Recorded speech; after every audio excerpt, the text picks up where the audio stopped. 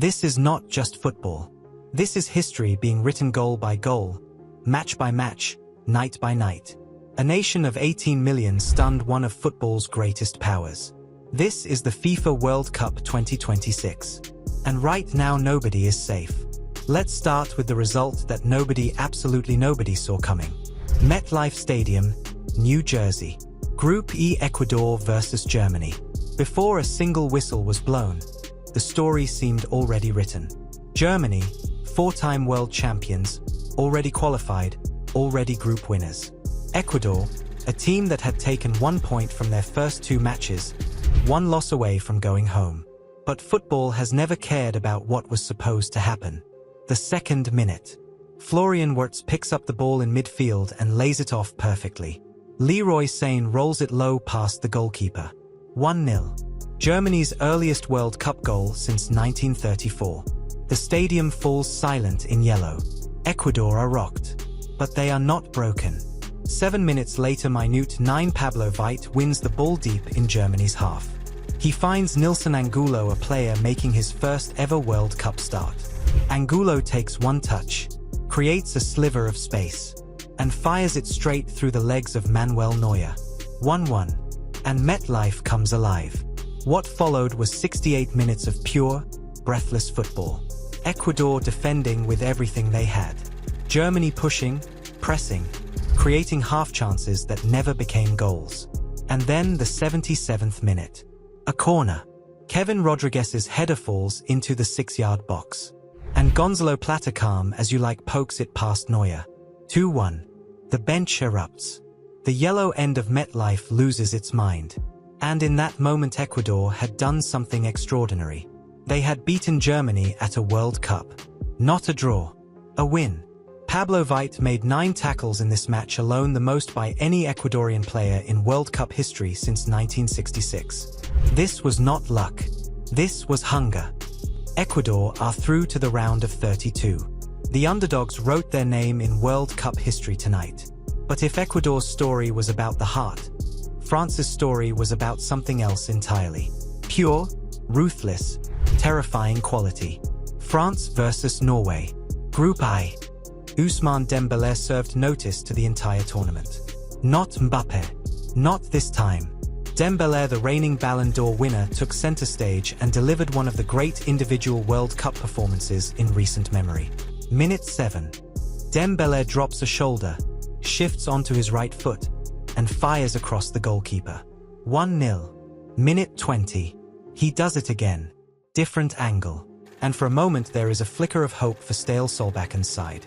But note, Norway had rested Erling Haaland, making 10 changes to their lineup. They were never truly competing. And Dembélé made them pay for that immediately. Minute 32. He completes the hat-trick. 3 goals in 32 first-half minutes. The second fastest hat-trick in the entire history of the FIFA World Cup, behind only Eric Probst of Austria. This French team is not just qualifying, they are sending a message to every nation left in this World Cup. They are coming. And they are dangerous. Now let's talk about the match that broke millions of hearts across South America. Spain versus Uruguay. Guadalajara. Group H. Uruguay, 2-time world champions. A proud footballing nation. But on this night, they ran into a Spain side that simply would not let them breathe. The only goal came in the 42nd minute. Alex Bina's effort caught goalkeeper Fernando Muslera off his line.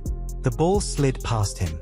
1-0. And no matter how hard Uruguay pushed in the second half, Canobio's consolation came 4 minutes into stoppage time.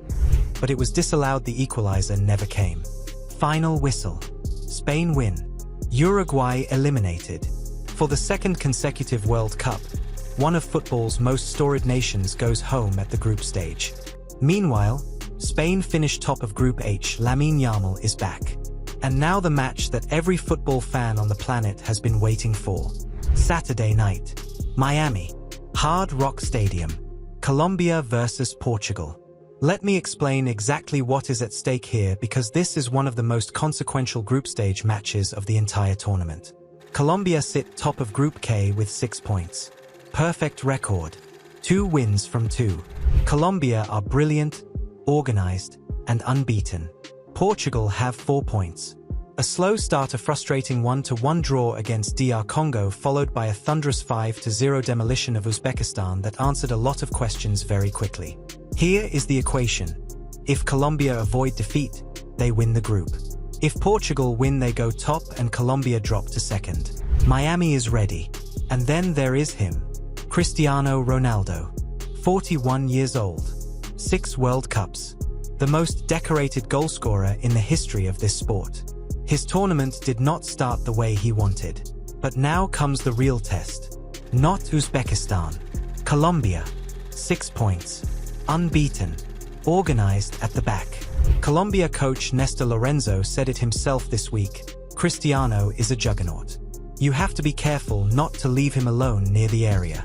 Can Ronaldo deliver again? At 41 years old, on the biggest group stage of the tournament, against one of the best organized defenses at this World Cup?